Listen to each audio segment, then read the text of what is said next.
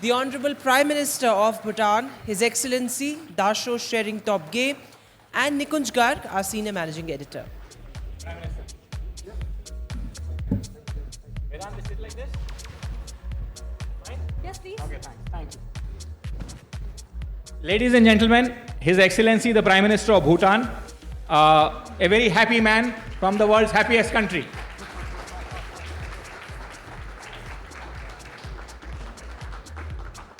Grateful to have you, Prime Minister, and I thank you from the side of the millions of NDTV viewers.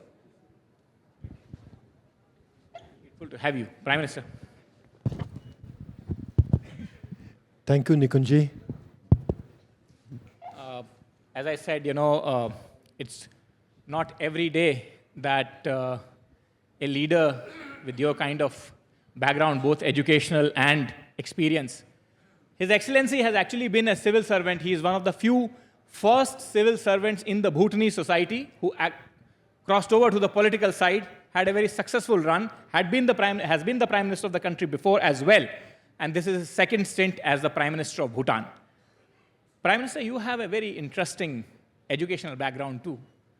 You have studied at Pittsburgh, 4 years at Pittsburgh, and then you have a master's from Harvard. A thought came to my mind that how have you used that education, that American exposure, that education at your very young age to help transform the society here or add value to the society here in this country, in Bhutan and otherwise? Thank you, Nikunji. Delighted to be here. And I want to congratulate you and your entire NDTV team for putting together the World Summit. And congratulations on the inaugural summit. Who better than Prime Minister Modi to launch the summit? I am honored also and humbled, deeply humbled, to be included in your inaugural summit. I can see the summit grow from strength to strength. God knows the world needs NDTV and the World Summit. Thank you, Prime Minister. The question you asked about how did the University of Pittsburgh and then the University of Harvard, where I spent a year, how did they mold me to serve my country? Fair question. But the better question would be, how did India mold me to serve my country?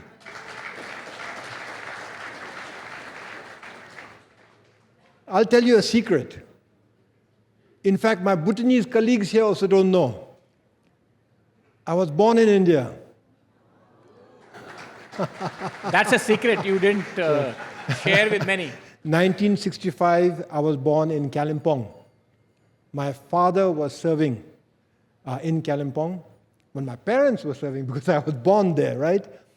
And what molded me to serve my king, my country, and my people would have been not necessarily Pittsburgh and Harvard, but Dr. Graham's homes in Kalimpong, in West Bengal. I studied 11 years in India. And you ask me how 4 years in America has molded me. You should be asking how. Well, that's a secret you are revealing now, Prime Minister. No. It's okay, fair. I'm not a celebrity, so you wouldn't know where I studied. But the fact of the matter is, my formative years, not just my birth, but my formative years was in India. From kindergarten school, from baby class till class 10, I studied in India, as indeed many other Bhutanese studied in India those days, because we did not have enough schools in Bhutan. But when we did establish schools, we did not have enough teachers, and those teachers came from India. And so we grew up under the tutelage, under the guardianship, and in my case, especially so because it was a boarding school, almost under the parentage of Indian teachers. And I do believe they have taught us well, because we have been able to go back home and serve our King, our country, and our people, and continue to do so. Prime Minister, you also talked about the Indian tutelage and you talked about the summit. So the topic of the summit is India Century. And how do you think, going forward from here, Prime Minister Modi's historic third innings, how do you think, we take off from here and how do we shape or influence the events that are happening world over? Not only as our own footprint of India's century, but as the Prime Minister said, that world's progressive, peaceful century. The world needs India. And I'm very happy that you've identified this century as India's century. You asked me about Prime Minister Modi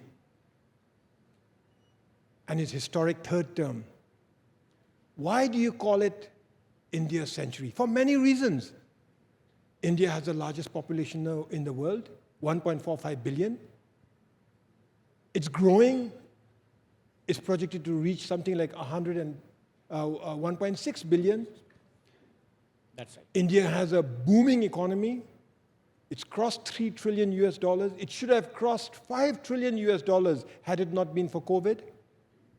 India has the biggest consumer base. India has almost 35 million successful people in the diaspora throughout the world, particularly in the advanced countries. By every measure, yes, this is India's century. But by one measure, you stand out, and that is leadership. India's leadership. And trust in that leadership. Not just Indians trusting India's leadership, but the global South especially trusting India's leadership. You choose the team, the India century, because of Prime Minister Modi's third term, historic win.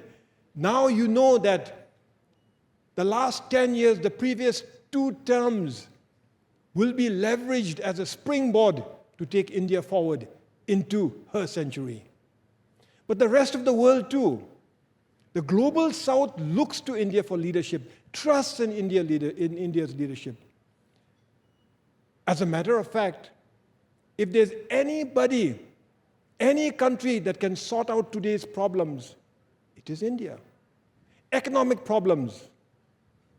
The world looks to India as a market. The COVID pandemic, the world looked to India for vaccines and medicine.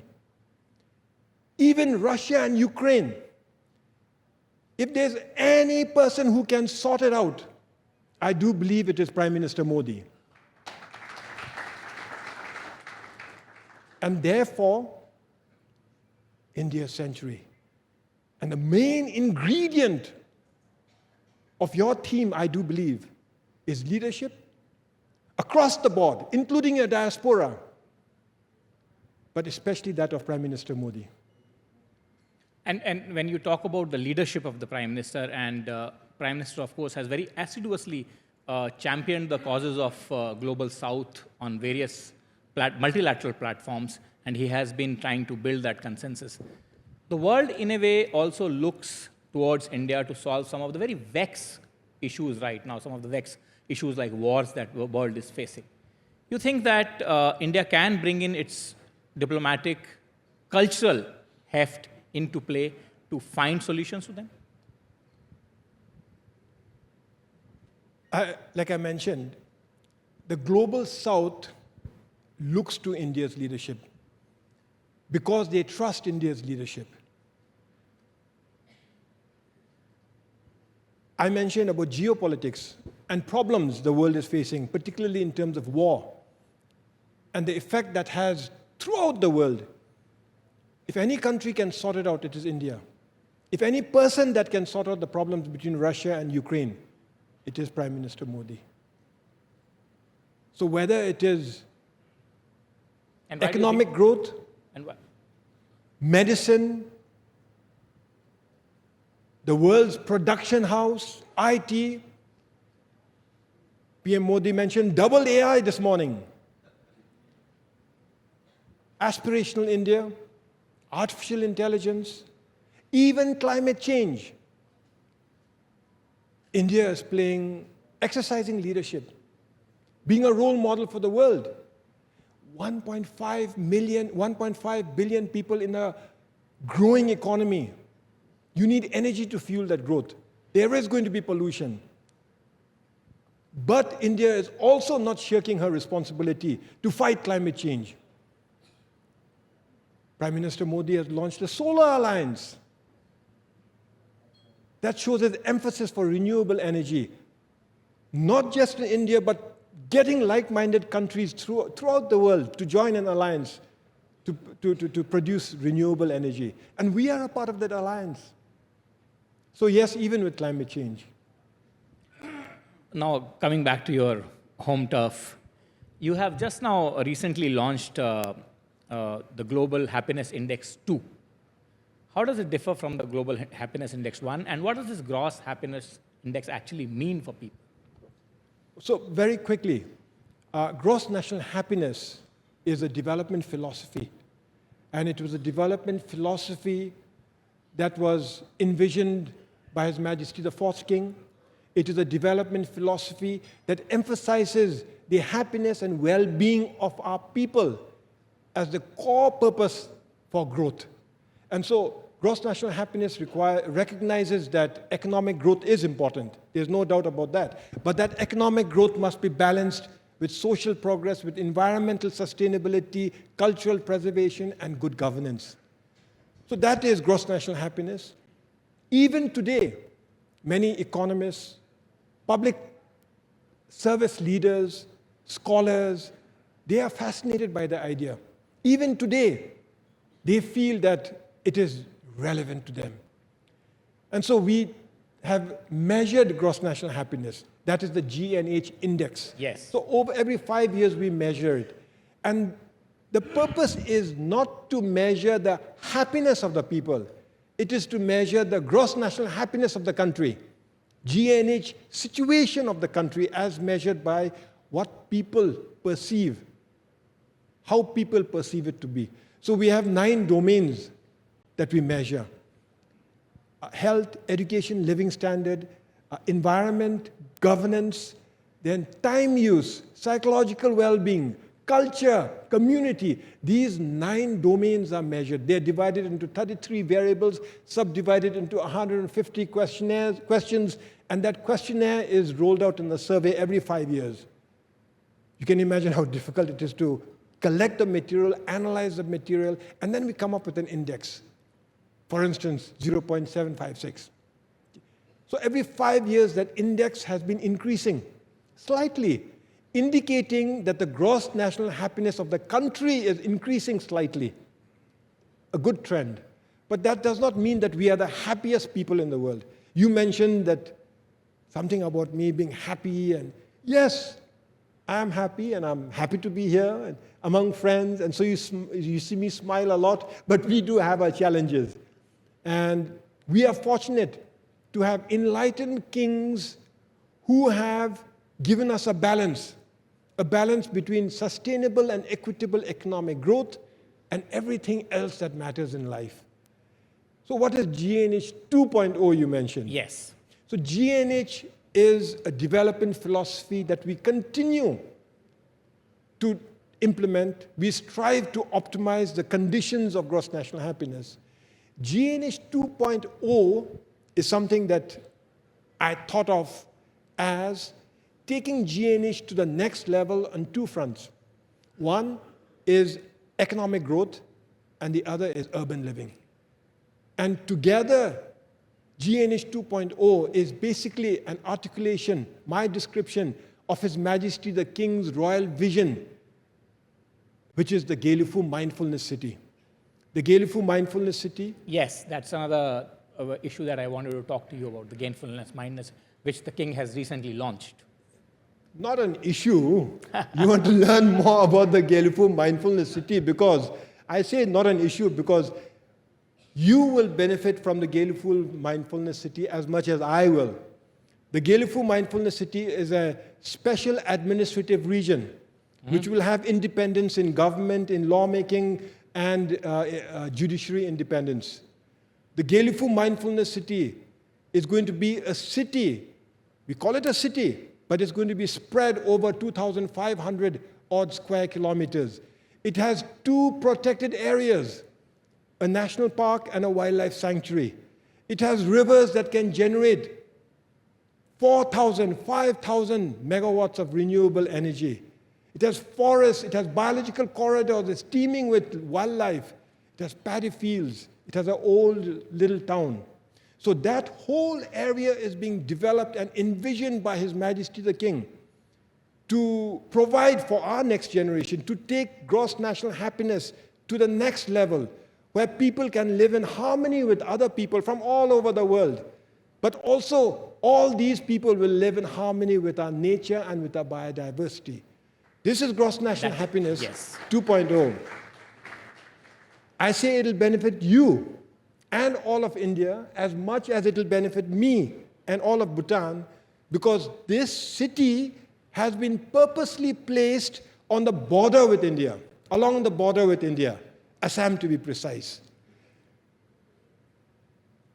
I had reported to His Majesty the King almost a year ago, Your Majesty, why in Gelifu? It's beautiful. The land is pristine. It's a biological hotspot. There's potential for renewable energy. But why Gelifu? Why not in Thimphu? Why not in Paro?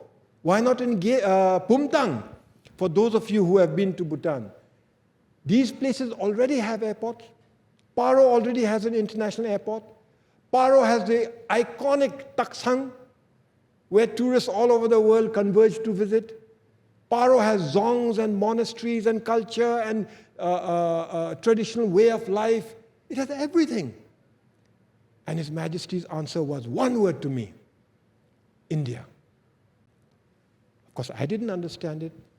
And then His Majesty said, our future is linked with India. If we establish the special administrative zone anywhere else, it may succeed. It may find it challenging, we may find it challenging, but if we locate it along the border with India, the concept alone will drive its success, because our future is intrinsically linked with India. And then I understood that the Gelifu Mindfulness City is not about Bhutan. It is about India and Bhutan. India and Bhutan. And we have received the support of India's leadership, especially Prime Minister Modi. We received the support of Indian investors. A lot of them are interested. And of course, the Bhutanese, we are very excited to see this project to fruition. Prime Minister, I'll come back to this issue of the development partnership. India, of course, and Bhutanese have always considered us as the largest, the biggest developmental partner. So one is this mindfulness city project that you have now said that it is linked to India intrinsically, as you describe it. What are the other key developmental areas where India and Bhutan are now working together to take this developmental partnership to the next level? What you call development partnership, I call friendship. We have many development partners, many countries, many multilateral agencies. We have one main friend. India has been with us. The mindfulness city is one area that we are already working very closely with India. I can see us working even more closely with India. But other areas are our 13th five-year plan. For the 13th five-year plan, the government of India is giving us an assistance package of 8,500 crore rupees. Extremely generous. Almost double that of what we received in the 12th five-year plan. This is going to finance much needed infrastructure. Roads, bridges, schools, hospitals, IT, and the like. In addition to that, the Indian government has rolled out an economic stimulus program. Well, you talk of development partnership, what I call friendship. Yes. Yeah. So you think of this friendship. Friendship is a better word. When I visited India after our elections, I told the Indian leadership, and in particular, I told my brother, Yes. Prime Minister Modi, I said, our economy is not growing after the COVID. So we put together an economic stimulus program. And he said, how much? I said, our entire economic stimulus program is 1,500 crores. And he's given us the whole package. That's what friendship is about. And so that's the other partnership, what you mentioned. The 12th five-year plan, in addition to the Gelifu Mindfulness City, the 12th five-year plan, the economic stimulus program, and then even bigger than that is our partnership in the area of renewable energy. We have about 30,000 megawatts, 30 gigawatts of hydroelectric potential. Of that, we've already tapped about 2,500 megawatts. Literally all of them with partnership with India, in partnership with India. This year, we're going to inaugurate another 1,020 megawatts, again in partnership with India. In the next 5 years, we're looking forward to launching almost 2,000 megawatts of new projects, all with the partnership of India. And then going forward, we have many more projects in the pipeline, in partnership with the government of India, but also now in partnership with the private sector of India, which leads me to the next area of partnership, which is partnership between people to people, business to business, and our partnership with the Indian business sector.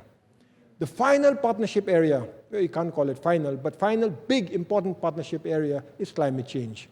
So from Solar Alliance to protecting our forests and biodiversity, to even looking after the big cats, an alliance of big cats, we work closely with the government of India. And Prime Minister, when you talk of the people-to-people alliance, for any relationship to blossom, flourish, that is probably the most important alliance that finally should take it to the level that a relationship needs to achieve. Yes, I agree. And you think that there's enough people-to-people contact, or there is scope for further bolstering that?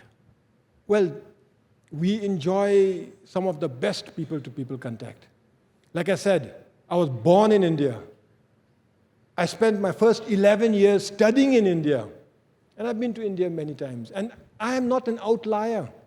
There are many Bhutanese, especially even those among my friends who have joined me in Delhi today, who studied in India, who grew up in India, who have many friends in India. When we travel across Bhutan, we don't hesitate to visit neighboring India, the neighboring towns. We don't hesitate to do a little bit of shopping there. So my wife right now is building a home. And she spends half her time in Siliguri, in West Bengal, because that's where she buys most of her stuff from. Shopping. Yes. Shopping.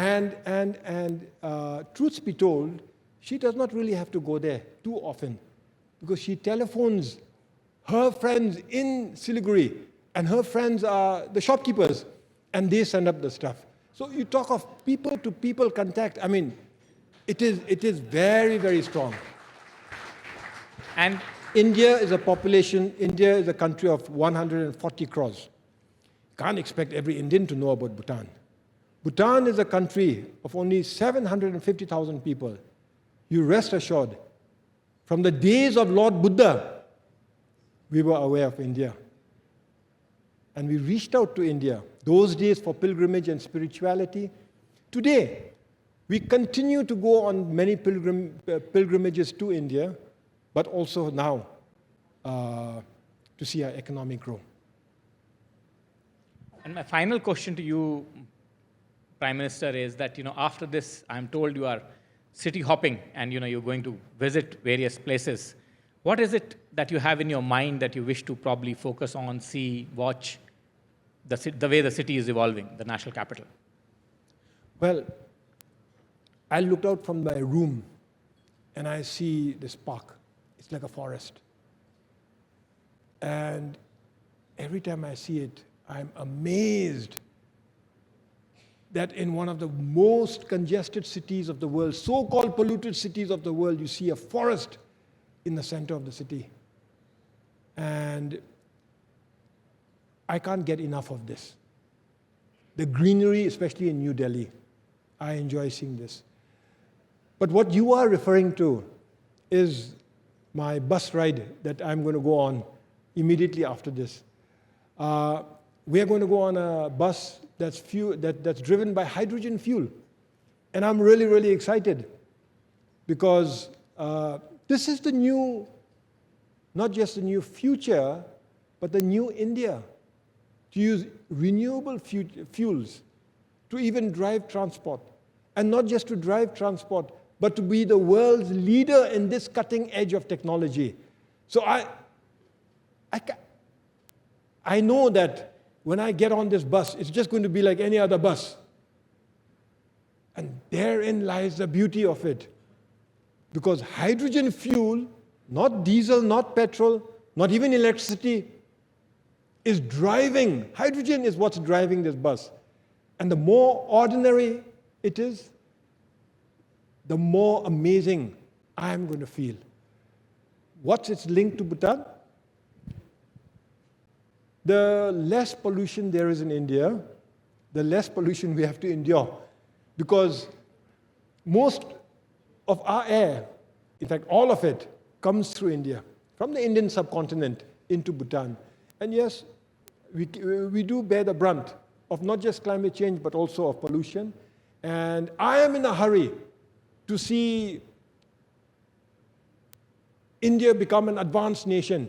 I am in a hurry for many reasons, not least of which is because you are my friends, but also because when you become advanced, automatically the air pollution is going to drop and we will enjoy even cleaner air.